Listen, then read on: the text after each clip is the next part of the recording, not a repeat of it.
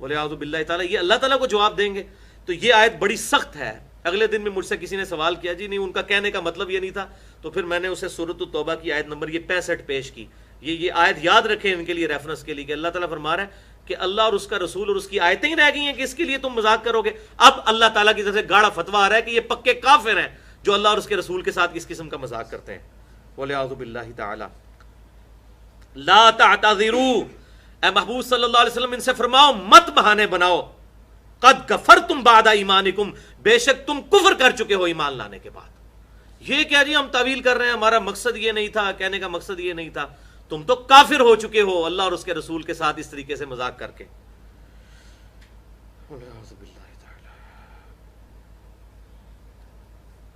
ان نعفو عن طائفة منکم نعذب طائفة بأنہم كانوا مجرمین، اگر تم میں سے ہم کسی ایک گروہ کو معاف بھی کر دیں تو دوسرے گروہ کو نہیں چھوڑیں گے کیونکہ وہ ہے ہی مجرم۔ یعنی ایک ہو سکتے ہیں بیچارے سادہ لوگ، مسلمان ہے، ایمان والے تھے۔ آپ کو پتہ ہے سادہ لوگ ہمیشہ ہی ہر زمانے میں رہتے ہیں، جو لائی لگ ہو جاتے ہیں بیچارے، وہ کوئی پڑھے لکھے لوگوں کی بات سنتے ہیں، کہتے ہیں ہاں یار گل تو ٹھیک ہے، حالانکہ وہ منافق نہیں ہوتے، اندر سے ہوتے مسلمان ہی ہیں، لیکن ان باتوں میں آ جاتے ہیں۔ تو آپ صلی اللہ علیہ وسلم کے صحابہ میں بھی ایسے لوگ تھے جو بیچارے ہے مومنین ہی تھے، لیکن باتیں سن سن کے بندے کو شک ہونے لگ پڑتا ہے۔ میرے بارے میں اتنی لوگ باتیں کرتے ہیں تو آپ بیچارے سادہ لوگ جو ہیں وہ آ بھی جاتے ہیں، ہاں جی ایسی کوئی بات ہوگی۔ تو اس لیے ہم کہتے ہیں کہ بات کلیئر کریں آگے، اگر کسی کو اختلاف ہے تو علمی طریقے سے آگے اختلاف واضح کریں۔ تو آپ صلی اللہ علیہ وسلم کے صحابہ کرام میں بھی ایسے لوگ تھے، تو اللہ تعالیٰ نے ان کو بینیفٹ آف ڈاؤٹ دے دیا کہ اللہ تعالیٰ ہمارے ایک گروہ کو تو ہم ضرور چھوڑ سکتے ہیں، لیکن دوسرے پکے مجرم ہیں جو جان بوجھ کے یہ کر رہے ہیں ان کے لیے کوئی معافی نہیں ہے۔ آپ یہ دیکھ لیں کہ یہ بالکل لگتا ہے کہ یہ آج کے دور کی باتیں ہو رہی ہیں، یہ کوئی پرانی باتیں نہیں ہیں۔ آج بھی دعوت حق جو بلند کرے گا اس کو انہی فیزز سے گزرنا پڑے گا۔ المنافقون والمنافقات، بے شک منافق مرد اور منافق عورتیں، بعضهم من بعض، وہ بعض میں سے ہیں، ایک دوسرے کے وہ دوست یار ہیں، اور ان کی نٹوریس کوالٹی کیا ہے؟ یأمرون بالمنکر، وہ برائی کا حکم دیتے ہیں، وینہون عن المعروف، اور اچھائی کے کاموں سے روکتے ہیں، وَيَقْبِضُونَ أَيْدِيهِمْ، اور اپنے ہاتھوں کو بھی بندھا رکھتے ہیں، یعنی کنجوس بھی بڑے ہیں۔ منافق کنجوس تو ہوتا ہے، ظاہر ہے کہ جی اللہ کی راہ میں تو وہی خرچ کرے گا جس کا اللہ پر یقین ہوگا کہ مجھے یہ اللہ تعالیٰ 700 گنا سے لے کر انفینٹ تک لوٹائے گا، اللہ کے ڈیوائن بینک میں میرا یہ سب کچھ جمع ہو رہا ہے، جو ہم زکوٰۃ کے حوالے سے پچھلے 2 لیکچر سن چکے ہیں، کہ جس کو یہ یقین ہے کہ اللہ تعالیٰ اس سے وہ مال واپس کرے گا لوٹا کر، تو یقیناً وہ اللہ تعالیٰ کی راہ میں خرچ کرے گا۔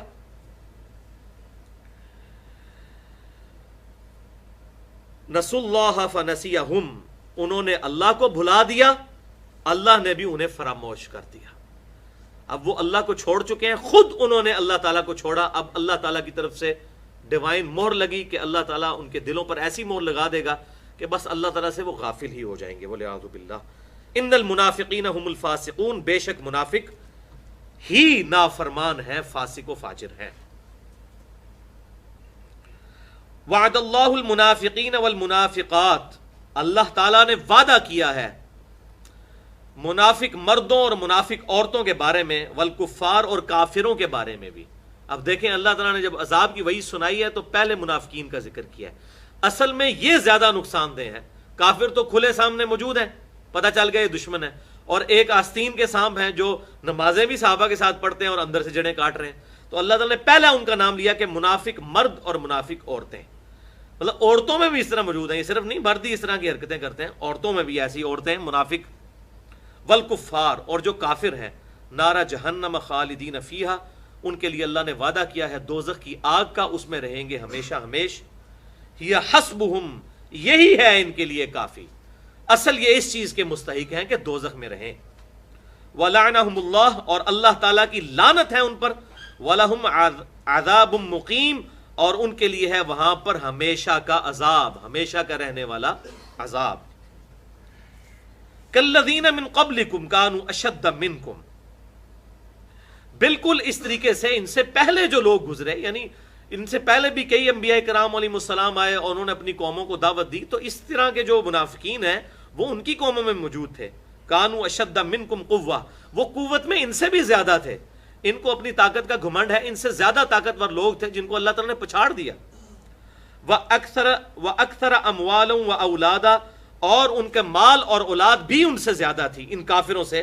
ان منافقین سے جو کہ مسلمانوں کے ساتھ اس طریقے سے دو نمبری کر رہے ہیں اور اوپر سے اسلام کا لبادہ اوڑا ہوا ہے۔ یہ نہ سمجھے کہ یہ پہلا ایکسپیرینس کوئی اللہ تعالیٰ کو ہونے جا رہا ہے۔ اللہ تعالیٰ نے جب بھی انبیاء کرام علیہ السلام کو مبعوث کیا تو ہمیشہ تین طرح کے گروہ بنے، ایک ایمان والے، دوسرے وہ جو پکے کافر، اور تیسرے وہ کہ جو دونوں طرف جن کا منہ ہوتا تھا۔ نفق عربی میں کہتے ہیں سرنگ کو، سرنگ کے دو منہ ہوتے ہیں، اسی لیے منافق کے بھی دو منہ ہوتے ہیں، ایمان والوں کے پاس جاتا ہے تو ان کی باتیں کرتا ہے، جب کافروں کے پاس جاتا ہے تو ان کی باتیں کرتا ہے۔ تو منافقین کے حوالے سے میں نے سورۃ النساء کے کانٹیکسٹ میں بڑی اہم ترین گفتگو کی ہے، اور اہل تشیع کا جو مقدمہ ہے وہ پارشلی درست ہے کہ صحابہ اکرام میں بھی منافقین موجود تھے، لیکن ان میں جو رافضی ہیں اور وہ اس درجے تک اترتے ہیں کہ معاذ اللہ استغفر اللہ، معاذ اللہ استغفر اللہ، ثم معاذ اللہ استغفر اللہ، سیدنا ابو بکر، عمر و عثمان کے بارے میں جو بات کرتے ہیں، اور معاذ اللہ اگر ان کو کافر کہتے ہیں تو وہ خود کافر ہیں، اس پہ بالکل اتفاق ہے۔ اور میں نے 94 مسئلہ نمبر میں بتایا تھا کہ اہل تشیع کی کتابوں میں موجود ہے کہ جو سورۃ التوبہ کی وہ آیت مبارکہ ہے غار ثور کے کانٹیکسٹ میں، وہ اہل سنت اور اہل تشیع کے ہاں کامن حدیث ہے، بخاری اور مسلم کی، اور ان کے ہاں بھی موجود ہے کہ وہ سیدنا ابوبکر صدیق کے بارے میں ہے، ان کی صحابیت قرآن سے ثابت ہے۔ تو یہ پارشل آدھا سچ بڑا خطرناک ہوتا ہے۔ تو وہ آدھا سچ ہے کہ منافقین موجود تھے، لیکن یہ لوگ منافقین نہیں تھے جنہوں نے پوری زندگی حضور صلی اللہ علیہ وسلم کے ساتھ مارے کھائیں اور پھر بعد میں ڈٹے رہے، اور سب سے بڑھ کر یہ کہ مولا علی رضی اللہ تعالیٰ عنہ نے تینوں کی بیعت کی۔ مولا علی کے بارے میں تو کوئی بدگمانی کر ہی نہیں سکتا اس حوالے سے، جن کے اوپر اتفاق ہے اہل سنت اور اہل تشیع کا کہ وہ شروع میں ایمان لانے والوں میں شامل ہیں، اور صحیح مسلم میں انٹرنیشنل نمبر کے مطابق 240 نمبر حدیث ہے ایمان والے چیپٹر میں کہ علی سے محبت نہیں رکھے گا مگر مومن، علی سے بغض نہیں رکھے گا مگر منافق۔ یہ ہماری اہل سنت کی مین سٹریم کی بکس میں موجود ہے۔ تو ہم تو مولا علی کی محبت کو ایمان کا حصہ سمجھتے ہیں۔ اگر مولا علی رضی اللہ تعالیٰ نے سیدنا ابو بکر صدیق، سیدنا عمر، سیدنا عثمان کی بیعت کی تو اس کے بعد کوئی گنجائش نہیں رہتی ہے کہ ان تین خلفاء کے بارے میں کوئی بدگمانی کرے،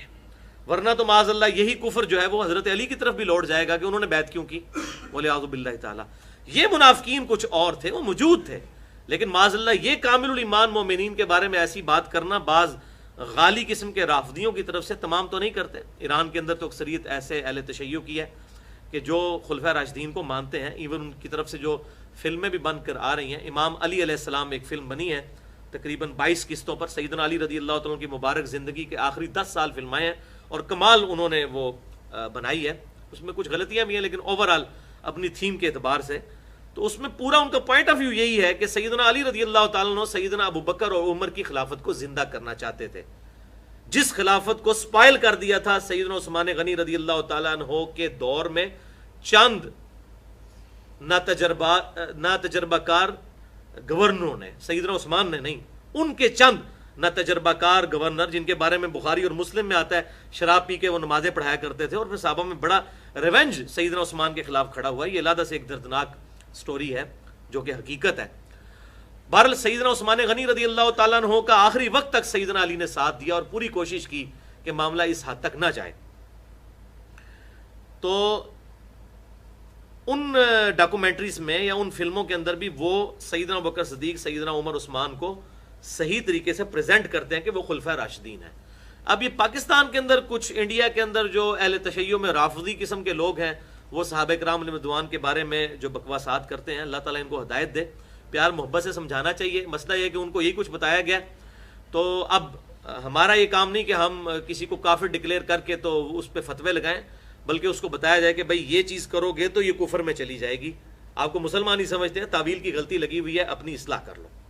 یہ اصل کام کرنے والا، نہ کہ وہ مولویوں والا جو ممبروں پہ چڑھ جاتے ہیں اور پھر وہ جس کو دیکھتے ہیں اپنے مکاتبے فکر کے علاوہ سب کوئی مشرک، کافر، گستاخ رسول ڈکلیئر کرنا شروع کر دیتے ہیں۔ یہ کوئی اسلام کی خدمت نہیں، یہ اسلام کے ساتھ دشمنی کرنے والی بات ہے۔